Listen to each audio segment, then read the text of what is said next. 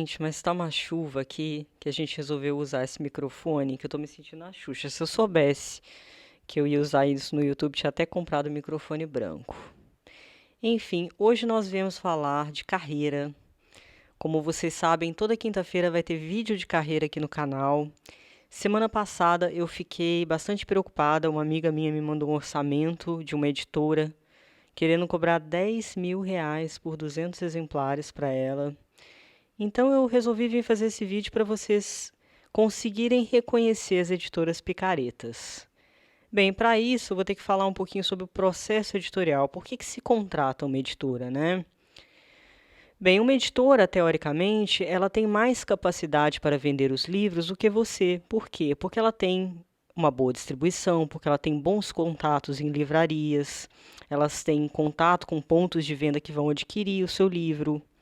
Elas vão ter também um departamento bom de marketing, de assessoria de imprensa, ou seja, eles têm uma série de departamentos que vão conseguir, trabalhando juntos, fazer o seu livro acontecer.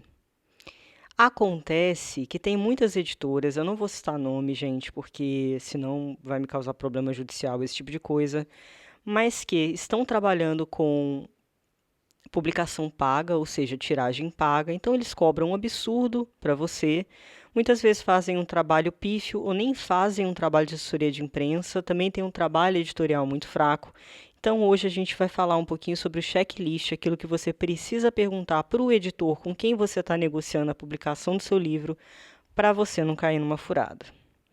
Vamos a um exemplo. Você mandou o seu livro para uma editora para a qual você vai ter que pagar alguma coisa para publicar, e essa editora falou: ai, adorei seu livro, vem com nós. Bem, antes mesmo, eu acho, de você mandar o seu livro para uma editora, vale a pena pesquisar essa editora. Que autores ela lançou? Aí você dá uma de stalker, sabe o que você faz? Você pega o nome desses autores, vai lá no Facebook, manda uma mensagem, pergunta para esses autores como é que é o relacionamento deles, que tipo de trabalho foi feito na divulgação do livro deles, e aí você pega esses feedbacks para entender um pouco da fama que essa editora tem no mercado. Isso é importante, às vezes o autor fica tão empolgado porque foi aprovado, mesmo que vá pagar, que se esquece de fazer esse tipo de coisa. O trabalho editorial é o seguinte: quando o seu livro é aprovado, o editor vai ter que fazer uma preparação de texto, ou ele vai ter que terceirizar, contratar um profissional para fazer uma preparação de texto no seu livro. Um dia eu vou fazer um vídeo só explicando para vocês a diferença entre edição, preparação de texto e revisão, não é para hoje. Mas o processo editorial é esse: ele tem que passar por uma preparação de texto. Se o livro for muito problemático, tiver cena para acrescentar, gente, isso é meu gato. YouTube vai ser isso mesmo, tá? De vez em quando vocês vão ouvir ou Caju, ou Pablo, ou Graciliano Miari. Então, se o livro for problemático, se tiver capítulo para acrescentar, se você correu em determinadas cenas, o editor vai pedir para você reescrever algumas partes, adicionar, cortar. E aí, então, só depois que você fizer tudo isso, tá final o livro, beleza, a história narrativa está completa, é isso? Então, seu livro vai para a preparação de texto. Nossa, isso aqui é muito chato, sinceramente. Vou até beber um café aqui para não saber que eu ia pagar de Xuxa hoje. Foi para a preparação de texto?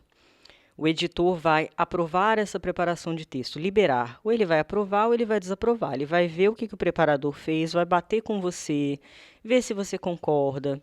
Depois, acabou o processo? Não acabou. Ele vai ter que ir para 3 provas de revisão em papel. Por que em papel? Porque na tela do computador se perde muita coisa. Então, o revisor imprime, corrige, e aí só substitui as páginas que tiveram alteração, e a revisão, na verdade, só acaba quando todas as páginas não tiverem nenhuma marca.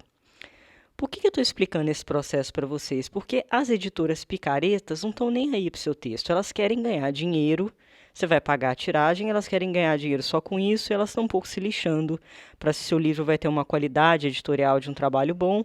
E, na verdade, elas às vezes estão até se lixando para vender o seu livro, porque você é o cliente delas. Elas querem vender o livro para você. Elas não estão interessadas em que o seu livro chegue para outros leitores, certo? Bem, o que acontece com as editoras picaretas, né? E sem ser as picaretas também, você vai ganhar 10% dos direitos autorais, né, das vendas dos seus livros.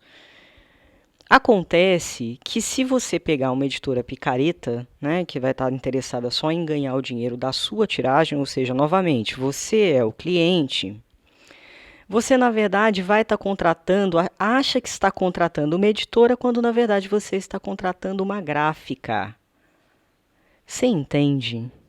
A gráfica vai te cobrar muito mais barato e ISBN, que é um número que todo livro precisa ter, inclusive para participar de prêmio, você consegue tirar sozinho. Então, já que essa editora, que é picareta, não vai fazer um bom trabalho de marketing, não vai fazer um trabalho de assessoria de imprensa, tem uma logística de bosta, não é melhor você mesmo imprimir numa gráfica que você vai gastar menos dinheiro, bem menos dinheiro, fazer o ISBN? Porque se o selo é ruim, se o selo é conhecido por não ter um trabalho sério editorial, não ter uma boa distribuição, que diferença faz, gente? Selo só faz sentido quando ele traz um certo status, o leitor conhece esse selo, ele já está acostumado a pensar, esse selo publica bons livros, essa editora publica bons livros. Então, quando você contrata uma editora, na verdade você também está se aproveitando da fama que essa editora tem no mercado para vender mais. A editora picareta, possivelmente ela não tem fama no mercado, ela não é conhecida pelos leitores. Então, você não vai ganhar nada com isso. Então, vamos lá. Perguntas que você vai fazer para um editor para descobrir se ele trabalha numa editora picareta. Primeira pergunta: qual vai ser o plano de marketing, caso eles tenham te prometido elaborar um plano de marketing para o meu livro de divulgação? Vocês têm assessoria de imprensa própria ou é uma assessoria de imprensa terceirizada? Como é que é a distribuição de vocês? Vocês distribuem no Brasil inteiro?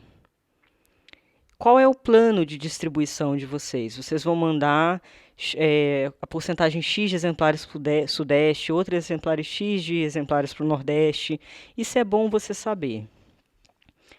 Outra pergunta importante: entendeu? Achou que tem uma distribuição legal? Achou que tem um plano, que tem um pensamento, né, em relação ao seu livro, que não vai ser só jogado? Você vai perguntar sobre tiragem. Claro que você vai pagar, então, mas eu acho que vale a pergunta, né? Oi, Pablo. Que tiragem você acha que é relevante para a gente conseguir atingir um número mínimo de autores de maneira que o meu livro seja falado? Porque eu acho que ninguém quer escrever um livro para cair no esquecimento, correto? Eu vou, inclusive, indicar que vocês ouçam o episódio do podcast Literais sobre autopublicação. Aqui eu estou falando coisas que eu não falei lá, e lá eu vou falar coisas que eu não falei aqui. Então, vale a pena vocês complementarem essas duas coisas, tá? Então, lá eu vou falar um pouco sobre tiragem mínima necessária para um livro ser conhecido no Brasil. Bem, vamos lá. Processo editorial, então. Você vai perguntar para ele quais são as etapas do processo editorial para descobrir se essa editora vai contratar uma preparação de texto, vai contratar 3 provas de revisão em papel, porque o que eu vejo acontecer nas editoras picaretas é que o editor simplesmente lê o seu texto, faz uma revisão assim basiquérrima e não tem sequer 3 revisões. Então, o risco de sair com problemas ortográficos é muito grande. Aí você vai queimar seu filme num nível, né, Pablo? Não vale a pena. Bem, agora promessas que eu vejo acontecer. As pessoas te cobram, tá, das editoras picaretas e te prometem mundos e fundos. Por exemplo, não, porque a gente vai fazer tudo isso integrado. Você não está pagando só pela tiragem, você está pagando pelo marketing, você está pagando pela assessoria de imprensa. Olha, é complicado, porque assim, eu sei que o livro é muito importante para a gente, que a gente se envolve muito no processo, que a gente pensa até na importância imaterial, a importância simbólica, a importância emocional que um livro tem para nós, autores. Acontece que para as editoras o teu livro é um produto. E para você também deve ser um produto no sentido de que ele tem um valor monetário ali, né? Você pode perceber que as grandes editoras têm vários selos, por quê? Porque tem alguns livros que vendem menos, tem outros livros que vendem mais. Então, existe um balanço entre os tipos diferentes de livros para aquela editora ter lucro e continuar existindo. Portanto, é muito importante que você entenda que aquela editora está pegando o seu livro para fazer ele chegar nos leitores e ter lucro com isso, e não que ela está querendo ter lucro diretamente com você. São coisas completamente diferentes. Oi, esse é o Graciliano, gente.